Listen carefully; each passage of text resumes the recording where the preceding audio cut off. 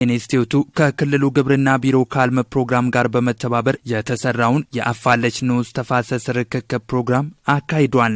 በርክክብ ስነ ስርዓቱ ላይ የተገኙት አርሶ አደር ጌታውን በዛብህ፣ ተስፋዬ አበበና ሌሎቹ በማህበር ተደራጅተው በአፈርና ውሃ ጥበቃ ስራ ከተሰማሩ ወዲህ በምርትና ምርታማነታቸው ላይ ከፍተኛ መሻሻል መታየቱን ተናግረዋል።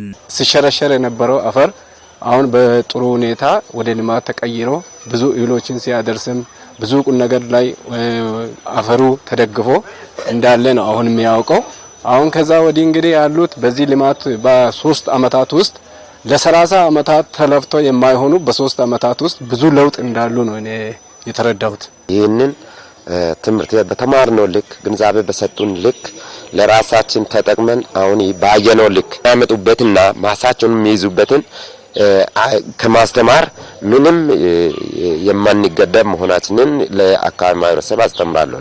ከዚህ ቀደም አካባቢው ተዳፋች በመሆኑ ከምርታማነት ችግር ባለፈም አፈር ያለ አግባብ በጎርፍ ይሸረሸር እንደነበር አንስተው አሁን የክልሉ ግብርና ምርምር ኢንስቲትዩት እያደረገ ባለው ድጋፍ ውጤታማ የሆኑ መምጣታቸውንም ጠቁመዋል። በክልሉ ግብርና ምርምር ኢንስቲትዩት የተፈጥሮ ሀብት ዘርፍ ዳይሬክተር አቶ አስራት አለማየሁ ተቋሙ የምርምር ስራዎችን በማስፋት የአርሶ አደሩን ተጠቃሚነት ለማሳደግ እየሰራ መሆኑን ገልጸዋል። እንደዚህ ውጤታማ ሳንሆን ሲቀር መልሰን የምናመጣው ለሌላ ነገር አይደለም። አርሶ አደሩ የሚሰጠው ምላሽ፣ አስተዳደር ዘርፍ ላይ ያሉት ሰዎች የሚሰጡት ምላሽ ነው እኛንም ወደዚህ እንድንቀርብ ያደረገ ያለውና ያ ደግሞ ለአርሶ አደሮቻችሁ ለህብረተሰባችሁ ትልቅ ጥቅም ስለሆነ የቀናነታችሁ እንዳይለይ ቀጥሉበት እና ላደረጋችሁት ምላሽ ለሰጣችሁን ፍቅር እጅግ አድርገን እናመሰግናለን። የዞን የግብርና ቢሮ ባለሙያዎችም ኃላፊዎችም ቅድም መግቢያ ላይ አመስግኛቸዋለሁ።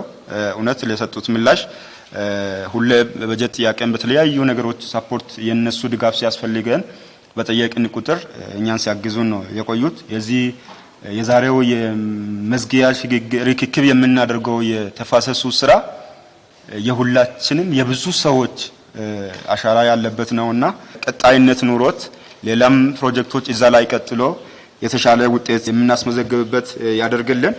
በዚህም ተጨባጭ ለውጦችን በአርሶ አደሮች ማሳ ላይ ማየት እየተቻለ መጥቷል ብለዋል።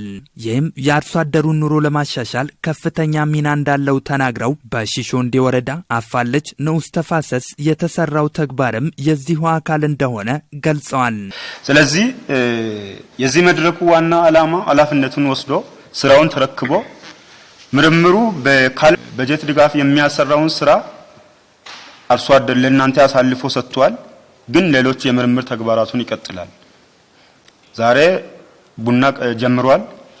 አጋጣሚ ሆኖ ሌሎችን ስራዎችንም ስጎበኝ አብረን ቡናውንም እያየን ነበረ። ይሄ ትልቅ እድል ነው።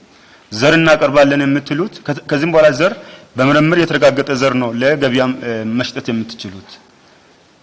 ህብረት ስራ መረጃ ለእናንተ የሚሰጠው በትክክል ዝርያ የተለየውን ነው። ስለዚህ ይሄንን እድል መጠቀም ምርምሩ እናንተ ጋር ቀርቦ ሲመጣ ያንን እድል ደግሞ አብሮ የባለሙያውን ዕውቀት የሚመጣውን ግብዓት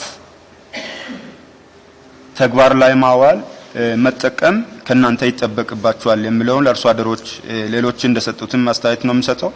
የካፋ ዞን ግብርና አካባቢ ጥበቃና ህብረት ስራ መምሪያ ምክትልና የተፈጥሮ ሀብት ዘርፍ ኃላፊ አቶ ታሪክ ወልደ ገብርኤል የክልሉ ግብርና ምርምር ኢንስቲትዩት በዞኑ 12 ወረዳዎች ላይ 70 ንዑስ ተፋሰሶችን በማደራጀት ከ48000 ሄክታር በላይ መሬት ላይ የአፈርና ውሃ ጥበቃ ስራ እያከናወነ መሆኑን ተናግረዋል። ፕሮጀክቱ የአርሶ አደሮችን ተጠቃሚነት ማሳደግ በሚቻሉ ጉዳዮች ላይ የሰጠው ትኩረት የሚደነቅ መሆኑን አንስተው አርሶ አደሮችም ይህንን መልካም አጋጣሚ ተጠቅመው ለተሻለ ውጤት መስራት ይጠበቅባቸዋል ብለዋል። ወረዳው ለየትኛም ክልል የመሸጥ እድል ተሰጥቷል፣ ሰርቲፊኬሽን ተሰጥቷል። እንደ ማህበር ማቅረብ እድል አላቸው። ስለዚህ ይሄ ቡና ዘር በጥራት ተዘጋጅተው ከተከላ እስከ ቡና ለቀማ ድረስ ያለውን ሳይንሱን ጠብቆ ከሄደ ቡና ዘር ይገዛል የሚል ነገር ነው። ሁለተኛ ከሙዝ ችግኝም አንፃር አሁን ወደ ምርምሩና ወደ ዞን ክልል አይደለም ሄደው ወረዳ ላይ ብዙ ፕሮጀክቶች አሉ። ስለዚህ ከእናንተ ለመግዛት ደግሞ ህጋዊ የሆነ መስመር ካለ ከወረዳ የሚበልጥ ችግኝ አይኖርም የሚል ነገር ስለሆነ እኛም ስንፈልግ እንደ ዞን የሚያስፈልገን ነገር ካለ ዘሮችን ለመግዛት እኛ ዝግጁ ስለሆነን እናንተ ከራሳችሁ ያለውን ጠብቁ የሚል ነገር ነው።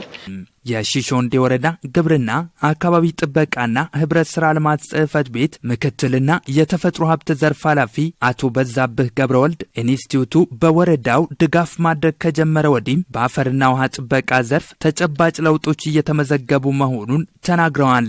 አሁን ላይ ተቋሙ በምርምር ለውጥ ያሳየባቸውን ስራዎች እያስረከበ መሆኑን አንስተው ይህንኑ አጠናክሮ በማስቀጠል አርሶ አደሩን ተጠቃሚ ለማድረግ ይሰራል ብለዋል።